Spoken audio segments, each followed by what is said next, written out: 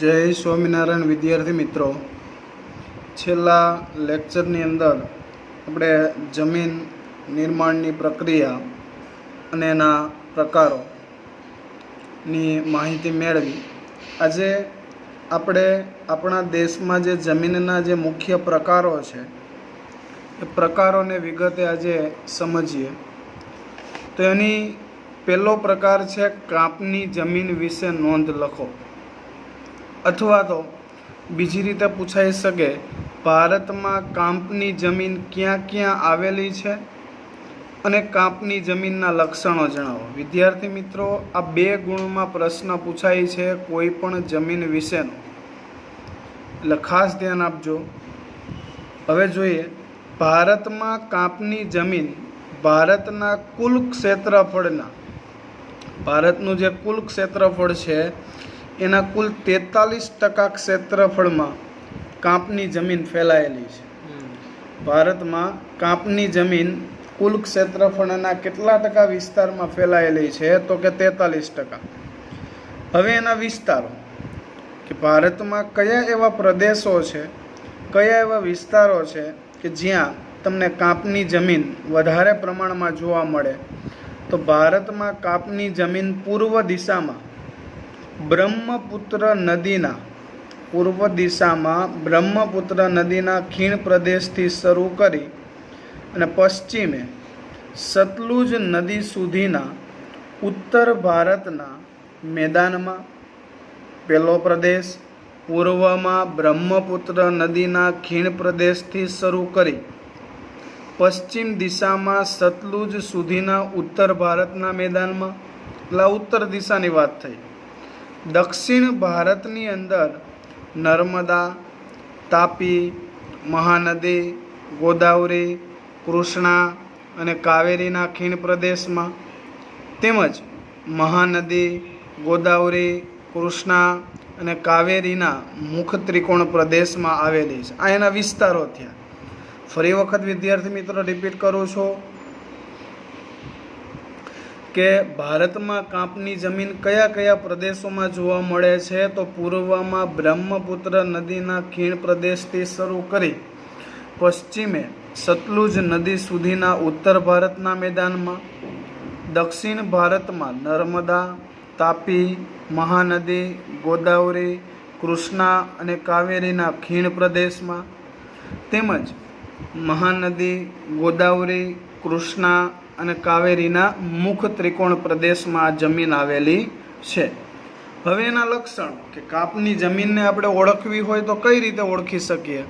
તો આ જમીન નદીઓએ, વરસાદનું પાણી જ્યારે નદીઓમાં આવે તો નદી વરસાદનું પાણી પોતાની સાથે શું લાવે? કાપ, અને એ આખા વિસ્તારમાં પાથરે છે. એટલે આ જમીન નદીઓએ પાથરેલા સાની બનેલી છે? કાપની. તેમાં કયા કયા તત્વોનું પ્રમાણ વધારે હોય અને કયા તત્વોનું પ્રમાણ ઓછું હોય? તો તે કાપની જમીનમાં પોટાશ, ફોસ્ફરિક એસિડ, ચૂનાનું પ્રમાણ વધારે હોય છે.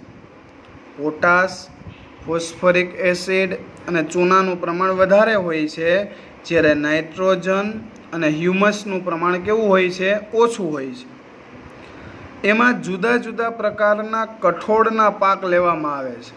એટલે ખાસ કરીને મોટા ભાગે કાપની જમીનમાં જુદા જુદા પ્રકારના કઠોળ વર્ગના પાક લેવામાં આવે. અને જો કઠોળ વર્ગના પાક લેવામાં આવે તો જમીનમાં નાઇટ્રોજનનું પ્રમાણ વધે. એટલે તમે કાપની જમીનમાં જેટલા પ્રમાણમાં કઠોળ વાવો એટલું નાઇટ્રોજનનું પ્રમાણ વધે. અને છેલ્લો મુદ્દો, એમાં કયા કયા પાકો લઈ શકાય? તો એ કાપની જમીનમાં ઘઉં, ડાંગર, શેરડી, શણ, કપાસ, મકાઈ અને તેલીબિયા, આ વગેરે પાકો એમાંથી લઈ શકાય છે. તો વિદ્યાર્થી મિત્રો, આ કાપની જમીન કે જે કુલ ક્ષેત્રફળના 43% વિસ્તારમાં ફેલાયેલી છે. ભારતમાં કાપની જમીન પૂર્વમાં બ્રહ્મપુત્ર નદીના ખીણ પ્રદેશથી શરૂ કરી પશ્ચિમે સતલુજ નદીના ઉત્તર ભારતના મેદાનમાં, દક્ષિણ ભારતમાં નર્મદા, તાપી, મહાનદી, ગોદાવરી, કૃષ્ણા અને કાવેરીના ખીણ પ્રદેશમાં, ઉપરાંત મહાનદી, ગોદાવરી, કૃષ્ણા, કાવેરીના મુખ ત્રિકોણ પ્રદેશમાં આવેલી છે. એના લક્ષણો, કે આ જમીન નદીઓએ જે પાથરેલો જે કાપ છે એમાંથી બનેલી છે, તેમાં કયા તત્વો હોય વધારે અને કયા ઓછા હોય. તો આ કાપની જમીનમાં પોટાશ, ફોસ્ફરિક એસિડ, ચૂનાનું પ્રમાણ કેવું હોય વિદ્યાર્થી મિત્રો? તો કે વધુ. જ્યારે નાઇટ્રોજન અને હ્યુમસ, ભેજ, ધુમ્મસ એનું પ્રમાણ કેવું હોય? ઓછું. એમાં જુદા જુદા પ્રકારના જો કઠોળ વર્ગના પાક લેવામાં આવે, જેટલી તમે કાપની જમીનમાં કઠોળ વર્ગનો પાક લેવ એટલી તેમાં નાઇટ્રોજનની સ્થિરતાનું પ્રમાણ શું થાય? વધે. અને એમાં કયા કયા પાક લેવામાં આવે? તો તેમાં ઘઉં, ડાંગર, શેરડી, શણ, કપાસ, મકાઈ અને તેલીબિયા વગેરે પાક લઈ શકાય છે. ત્યાર પછી બીજો પ્રકાર છે ભારતમાં રાતી અથવા લાલ જમીન ક્યાં ક્યાં આવેલી છે અને તેના લક્ષણો જણાવો, અથવા તો એના વિશે માહિતી આપો. તો ભારતમાં રાતી અથવા તો લાલ જમીન ભારતનું જે કુલ ક્ષેત્રફળ છે એના 19% વિસ્તારમાં આવેલી છે. ભારતના કુલ ક્ષેત્રફળના 19% ક્ષેત્રફળમાં રાતી જમીન આવેલી છે. હવે એના વિસ્તારો કયા? કે રાતી જમીન દેશમાં છે પણ એના વિસ્તારો કયા કયા? તો ભારતમાં રાતી અથવા લાલ જમીન એ દક્ષિણના દ્વીપકલ્પીય પ્રદેશમાં તમિલનાડુથી ઉત્તરે બુંદેલખંડ સુધી અને પૂર્વમાં રાજમહેલની ટેકરીઓ સુધી અને પશ્ચિમે કચ્છ સુધી વિસ્તરેલી છે. એનો વિસ્તાર ક્યાં ક્યાં છે? કયા કયા વિસ્તારોમાં આવેલી છે? તો ભારતમાં રાતી અથવા તો લાલ જમીન એ દક્ષિણનો જે દ્વીપકલ્પીય પ્રદેશ છે એ દ્વીપકલ્પીય પ્રદેશમાં તમિલનાડુથી ઉત્તરે બુંદેલખંડ સુધી, પૂર્વમાં રાજમહેલની ટેકરીઓ સુધી અને પશ્ચિમે કચ્છ સુધી વિસ્તરેલી છે. અને આ જમીન રાજસ્થાનમાં કયા કયા જિલ્લાઓમાં આવેલી? તો રાજસ્થાન ભલે રણ પ્રદેશ છે પણ એના પણ અમુક જિલ્લાઓ જેવા કે ઉદયપુર, ચિત્તોડગઢ, ડુંગરપુર, બાંસવાડા અને ભીલવાડા, આ રાજસ્થાનના આ 5 જિલ્લાઓમાં પણ રાતી અથવા લાલ જમીન વધારે પ્રમાણમાં જોવા મળે. કયા કયા જિલ્લાઓ રાજસ્થાનના? તો કે ઉદયપુર, ચિત્તોડગઢ, ડુંગરપુર, બાંસવાડા અને ભીલવાડા. હવે જોઈએ એના લક્ષણો કે રાતી જમીન કઈ રીતે ઓળખી શકાય, એના લક્ષણો શું છે? તો આ જમીનમાં ફેરિક ઓક્સાઇડ હોવાને કારણે, યાદ રાખજો વિદ્યાર્થી મિત્રો, રાતી જમીનમાં ફેરિક ઓક્સાઇડ હોવાને કારણે તેનો રંગ કેવો હોય છે? લાલ હોય છે.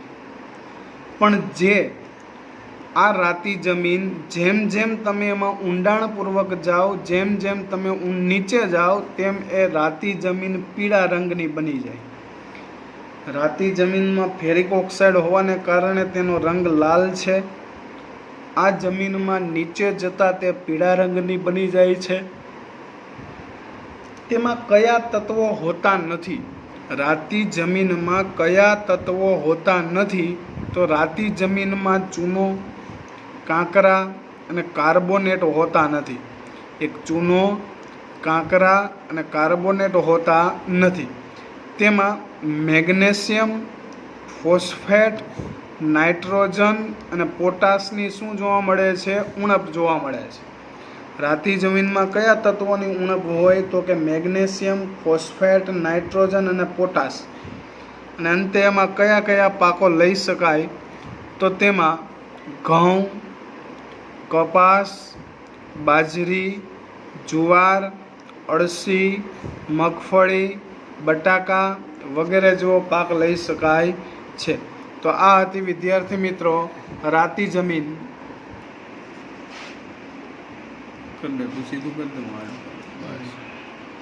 ત્યાર પછી વિદ્યાર્થી મિત્રો મોસ્ટ આઈએમપી છે, વારંવાર આ પ્રશ્ન પૂછાય છે, કાળી જમીન વિશે નોંધ લખો, અથવા તો ભારતમાં કાળી જમીન ક્યાં ક્યાં આવેલી છે તેના લક્ષણો જણાવો.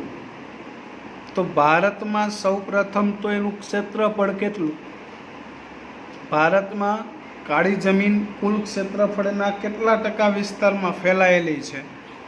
તો ભારતમાં કાળી જમીન કુલ ક્ષેત્રફળના લગભગ 15% ક્ષેત્રફળમાં ફેલાયેલી છે. આ જમીનના નિર્માણમાં કાળી જમીનના નિર્માણમાં કયા તત્વોનો મુખ્ય ભાગ ભજવેલો છે? તો કાળી જમીનના નિર્માણમાં દખણના એટલે કે દક્ષિણ દિશાના લાવાયુક્ત ખડકો અને આબોહવાએ, વિદ્યાર્થી મિત્રો MCQમાં વારંવાર પૂછાય છે કે કાળી જમીનના નિર્માણમાં કયા બે તત્વોએ મહત્વનો ભાગ ભજવ્યો છે? તો દક્ષિણ ભારતની અંદર નીકળેલા લાવાયિક ખડકો અને આબોહવાએ મુખ્ય ભાગ ભજવ્યો છે. હવે એના વિસ્તારો ક્યાં આવેલી છે? તો કાળી જમીન દક્ષિણ ભારતના એટલે કે દક્ષિણ ભારતના ઉચ્ચ પ્રદેશમાં મહારાષ્ટ્ર, પશ્ચિમી મધ્યપ્રદેશ, સંપૂર્ણ મધ્યપ્રદેશ નથી, મધ્યપ્રદેશનો માત્ર પશ્ચિમ ભાગ, આંધ્રપ્રદેશ અને કર્ણાટકના કેટલાક વિસ્તારમાં આ કાળી જમીન આવેલી છે. આ જમીન ગુજરાતમાં કયા કયા જિલ્લાઓમાં આવેલી છે? તો ગુજરાતમાં તે સુરત, આપણે જે શહેરમાં રહીએ છીએ સુરત જિલ્લો, ભરૂચ, નર્મદા, વડોદરા, તાપી, ડાંગ, આ ગુજરાતના જિલ્લાઓમાં પણ આટલા વિસ્તારોમાં જે જમીનો છે એમાં મોટાભાગની જમીનો કાળી જોવા મળે છે. હવે છે એના લક્ષણ કે કાળી જમીનના લક્ષણો જણાવો. તો આ જમીનમાં લોહ, ચૂનો, કેલ્શિયમ, પોટાશ, એલ્યુમિનિયમ અને મેગ્નેશિયમ કાર્બોનેટનું પ્રમાણ વધારે હોય. કાળી જમીનમાં કયા તત્વોનું પ્રમાણ વધારે હોય? તો કે લોહ, ચૂનો, કેલ્શિયમ, પોટાશ, એલ્યુમિનિયમ, મેગ્નેશિયમ કાર્બોનેટનું પ્રમાણ વધારે હોય. તે જમીન ફળદ્રુપ અને ચીકણી હોય છે. એમાં ફળદ્રુપતા વધારે હોય અને જમીન ચીકણી હોય. જેમ જેમ તેમાં તમે પાણીનું પ્રમાણ ભળે એટલે જમીન ચીકણી બની જાય.